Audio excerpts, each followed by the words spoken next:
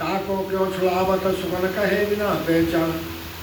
इनका शरीर तो इन्हीं वस्तुओं के ऊपर निर्भर है, ये चीज खाते हैं। जिन वस्तुओं के सेवन से इनके जीवन का निर्वाह होता है उन्हें क्यों छुड़ाया जाता है।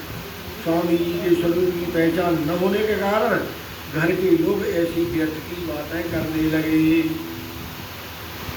उनकी बातें सुनकर भैरव सेठ गुस्सा में बोले, मैंने तो कुछ ही दिन के लिए संकल्प लिया है। इस अवधि में यदि ब्रह्ममुनि समुदाय में मेरा प्रवेश नहीं हो पाया तो मैं पुनः यह सब खाना पीना शुरू कर दूंगा। क्यों परेशान हो रहे हो। यों दड़ाव करके चर्चा लगे सुनने, तीसरे दिन के सुनने कहे वचन अनूठा बने। इस तरह सबको समझा बुझाकर और अपने मन को दृढ़ करके भैरव सेठ निश्चय पूर्वक कथा श्रवण करने के लिए आगे बैठते। तीसरे ही दिन चर्चा में इतना आनंद मिला कि स्वयं ही उनके मुख से ये शब्द निकले, क्या मैं जन्म भर को छोड़िया ये चारों वस्त्र निषेध, वस्त्र वही मोए प्राप्त पाया माया माए वीर। हे प्रभु, मैंने चारों वस्तुओं को निषिद्ध करके जीवन भर के लिए त्याग दिया है। मुझे अखंड वस्तु की प्राप्ति हो गई है। माया के भीतरी खोखलेपन का मर्म मैंने भली बात जान लिया है। भैरव ठाकुर जैसे व्यक्ति सुंदर साथ में दीक्षित हुए, जो सब जगह बदनाम थे, खाने पीने से शहर में शोर मच गया। कालेबो को अपनी मृत्यु दिखाई देने लगी तो कोलाहल करने लगा। एक बार पुनः उसने अपना बल प्रयोग किया।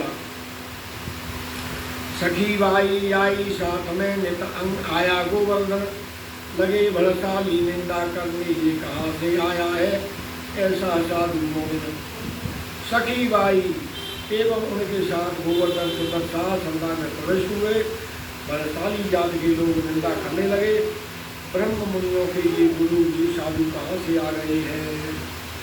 हमारे घर के लोग उनके पास भागे चले जा रहे हैं। हमारी स्त्रियाँ हमारे रोकने से भी नहीं मानती है। हमारी स्त्रियाँ हमारी कहना नहीं मान रही है और इस साधु के पास सच्चा चली जाती है। भैरव ठाकुर के पास आकर उनसे कहते हैं कि हमारा आपसे झगड़ा हो जाएगा। क्या होता है। सरदार भैरव ठाकुर ने कहा कि आप स्वयं अपनी पत्नियों को रोक कर रखो।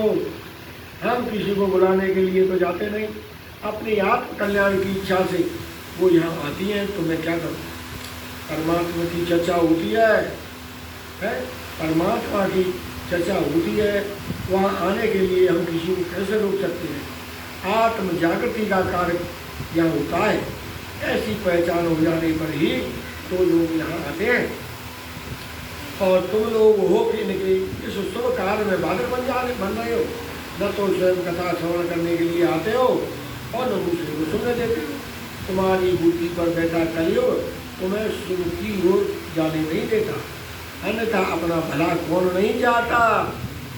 भैरव ठाकुर जी ऐसे बुद्धदायी वचनों को सुनकर बलशाली लोग बहुत लज्जित हुए और क्रुद्ध होकर खिसियाकर अपने अपने घरों को लौट गए।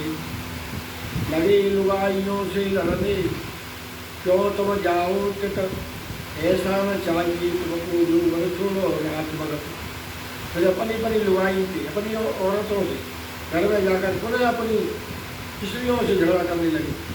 तुम लोग वहाँ क्यों जाती हो, रात को घर छोड़कर जाना उचित नहीं है, शोभा नहीं देता, ऐसा तुम्हें नहीं करना चाहिए। तब उन्होंने स्त्रियों ने उत्तर दिया कि हमने कोई अनुचित कार्य नहीं किया है, वहाँ तो हम केवल भगवान की कथा सुनने जाती है। मुस्लिम शासित प्रदेश में एक तो कभी कोई यहाँ साधु कथा वथा सुनाने कोई आता नहीं है, यहाँ कोई कभी आया ही नहीं। यह तो हमारे सौभाग्य और भाग्य की बात है कि ऐसी वाणी सुनाने वाली साधु महाराज हमारे यहाँ पधारे हैं।